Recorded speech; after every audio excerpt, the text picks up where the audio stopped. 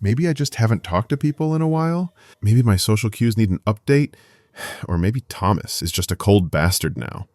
It was a low blow. Him bringing up my mother like that back at the cafe. It's not that he mentioned her, it's why he did. He's no different from the other jackasses I've worked for. Toss me a little extra cash, and suddenly they think they've got access to my psyche, like I'm some weapon they can wind up, aim at a target, and forget about. They all figure it out eventually. I take a job for experience, not loyalty. The sharper I get, the cleaner the work goes, the more I can handle. That's the game. Now he wants to tell me some alchemist cult was involved in my mother's death. I remember her getting sloppy drunk one night, eyes glazed, trying to meet my gaze but letting her head hang instead. Seeing her like David Hasselhoff was bad enough, but what she said that night stuck with me. She told me, "If you ever find me with my head in the oven, question it. I'd never go that way. It hurts others. I'd make sure it only hurt me." I wasn't old enough to shave. I was in 3rd grade, still reading Little House on the Prairie for language arts.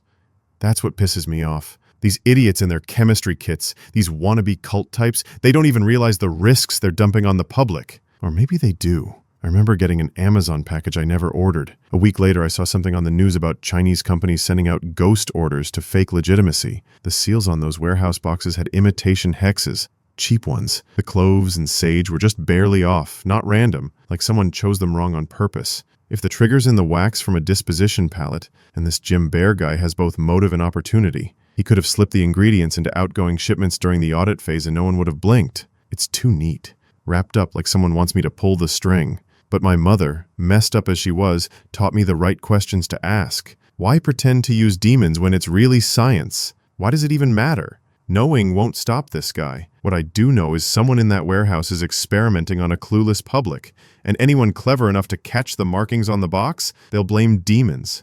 Not logistics, not sabotage, not chemical composition, just bad juju and bad luck. Stores send the product back, stores blame the warehouse blames the driver. Classic blame game.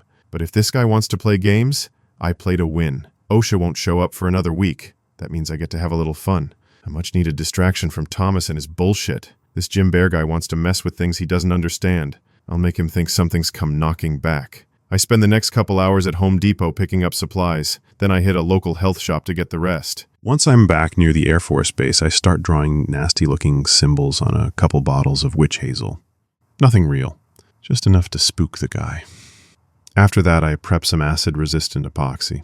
Sold in 2 parts. If you screw up the mix, it heats fast and solidifies even faster. Gets hot enough to feel alive. I pour part A into a used glass candle jar. I'll mix in part B right before shipping.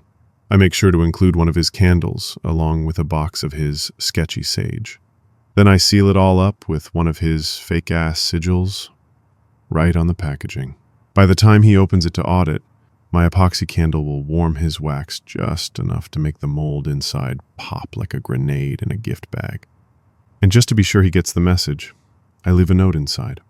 The cafe's address, a time, no threats, just presence, like smoke curling in from somewhere you didn't know had fire. Jim's messing with the wrong town, and he got the attention of the wrong person. But now I'm worried I might have got the attention of someone worse. Thomas said my cousin was leaking secrets to people I used to know. I used to be well connected. Maybe it's time to reconnect. Let them know I'm back. Let them know I'm cleaning house. I'll expose every last one of them for their wicked little connections. The dark hates the light, and I'm starting to burn bright. I won't lie.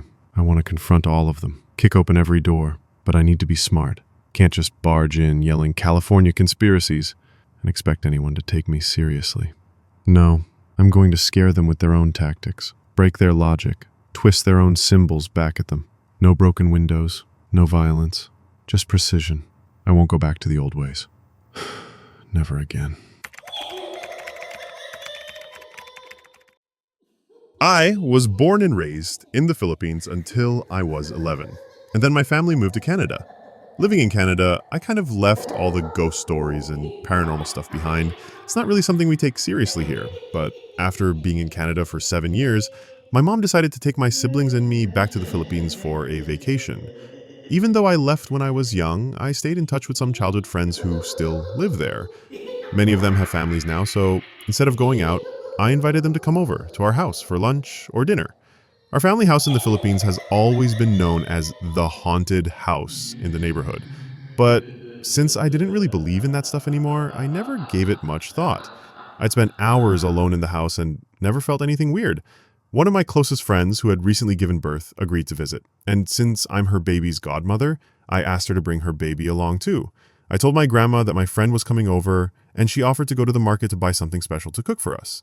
I decided to stay home so my friend wouldn't have to wait outside with her baby, especially since it was just my grandma and me at the house. My siblings had other plans. My friend arrived about 10 minutes after my grandma left, and her baby was asleep in her arms. I told her she could put him in one of the rooms so he wouldn't be disturbed while we caught up. Once the baby was settled, we went back to the living room to chat. As soon as she sat down, though, she stood right back up, her eyes locked on the kitchen.